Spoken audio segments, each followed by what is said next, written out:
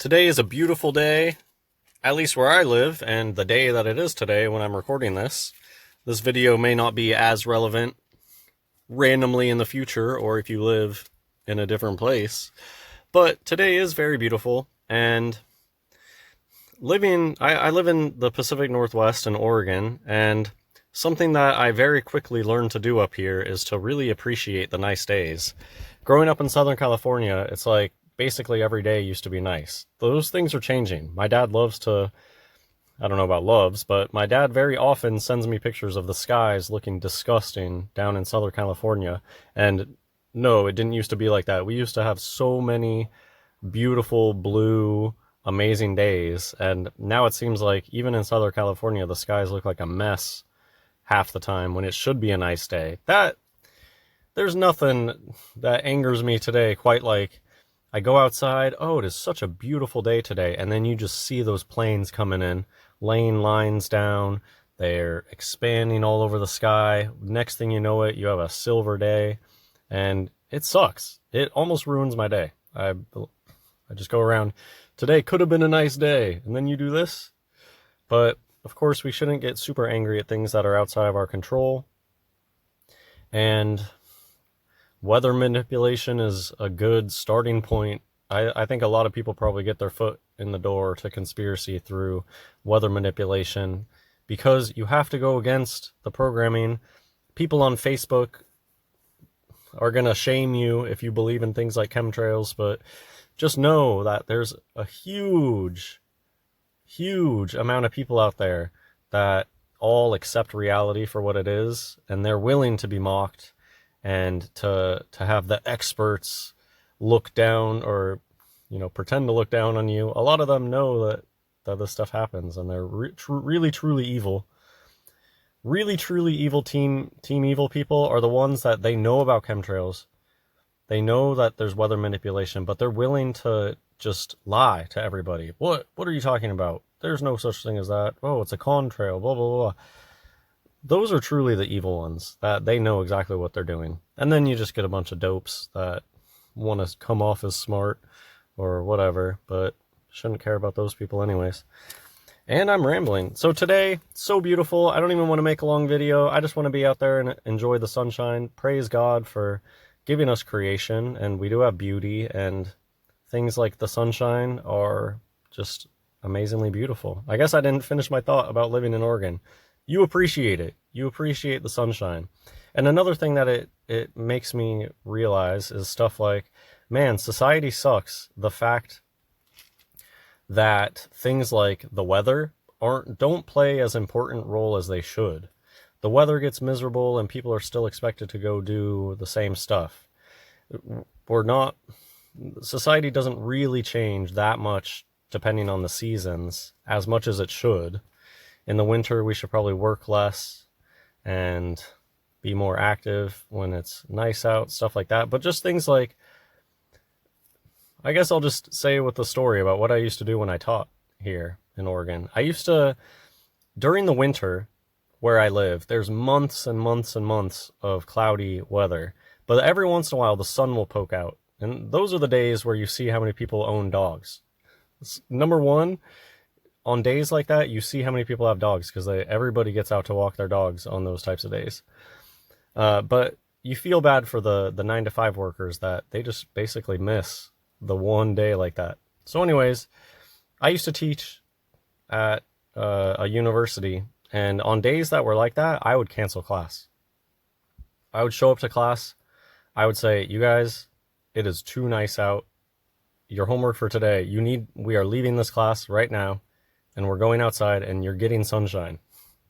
And I did that even back when I was a normie. I guess that was just, I'm not trying to brag or something. This is just who I am at my core, I guess, has always wanted to see the things that are wrong with society and want to change that. I think that's BS, that you can live in Oregon where you don't see the sunshine for months and months and months. You have a beautiful day that looks like a gift from God, and you're just supposed to go and act like your day is normal, go to your class, blah, blah, blah, talk about whatever. No, I would not stand for that. And I think there is so much wisdom in be the change. if you think, I could have just lived my life and thought, on days like today, we should cancel class. That's just a thought. That's nothing, but you have to actually do it. Go ahead and cancel class when the sun is beautiful. And it's been months without it. Oh man, I'm rambling. Genesis. I want to read from Genesis. Did you know that light existed before the sun? And I guess that's where people would be like, well, because the Big Bang happened before. No, it's not that at all. This actually has to do with the fact that sunlight, daylight and sunlight are two different phenomena. And it's talked about in Genesis. People who reject science, people in the flat earth community came upon that truth that, hey, the sun, the sky itself is like illuminating. It's like glowing like a neon tube. It's like the upper layers of the atmosphere are glowing. And I just love it when there's some sort of truth like that. It does have sciencey stuff going on. Yeah, the atmosphere itself up high glows, and it's separate than the sunlight. Hey, the Bible talks about that. God created light in the very beginning. Is that day one? He created light. And the sun and moon weren't created until, what day was it? The fourth day. So I'm going to read about the fourth day of creation. And God said, let there be lights in the firmament of the heaven to divide the day from the night, and let them be for signs and for seasons and for days and years, and let them be for lights in the firmament of heaven to give light upon the earth. And it was so. And God made two great lights. This is something that you'll even see Christians will incorrectly say, oh, the moon is reflected sunlight. No, the moon is a light. And God made two great lights, the greater light to rule the day, and the lesser light to rule the night. He made the stars also. And God set them in the firmament of heaven to give light upon the earth, and to rule over the day and over the night, and to divide the light from the darkness. And God saw that it was good. And the evening and the morning were the fourth day. Do you imagine that the moon didn't have craters in the beginning? Which craters look an awful lot like corrosion on a battery. Some sort of, I think it's very possible that the sun and moon are some sort of battery system. And you know how when you make a battery, you have salt water involved? It's like, I wonder if the whole earth itself is some sort of battery system. But yeah, it's like anode, diode type ideas with the sun and the moon. And when you have an anode and a diode, all of the calcification and corrosion, I think it happens on one of the two things. So that's just an interesting thing. Interesting concept. Things that I think about sometimes. Well, I'm going to finish up by reading from Revelation. Hey, we started with Genesis. Let's end with Revelation, because crazy, kooky stuff is going to happen with the sun in the end. And I think it's already obvious that it is. Today was so hot. Felt like still is. Feels like a summer day here. I hope you're having a beautiful day today.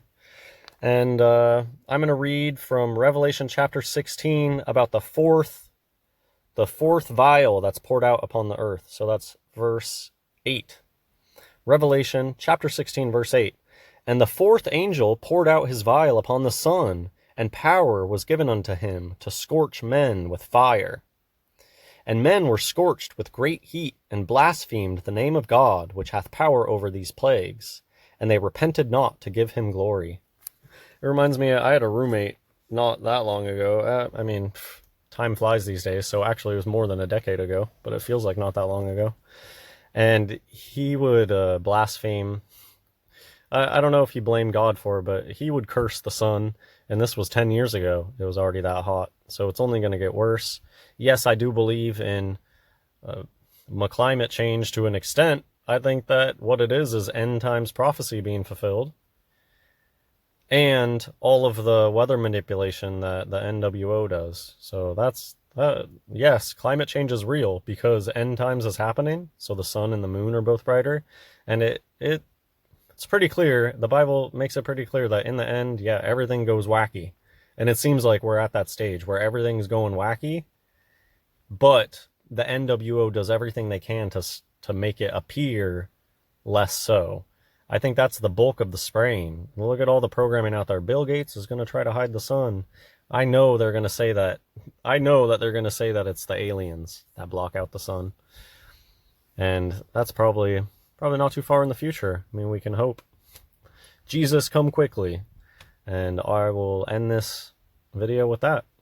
God bless everyone.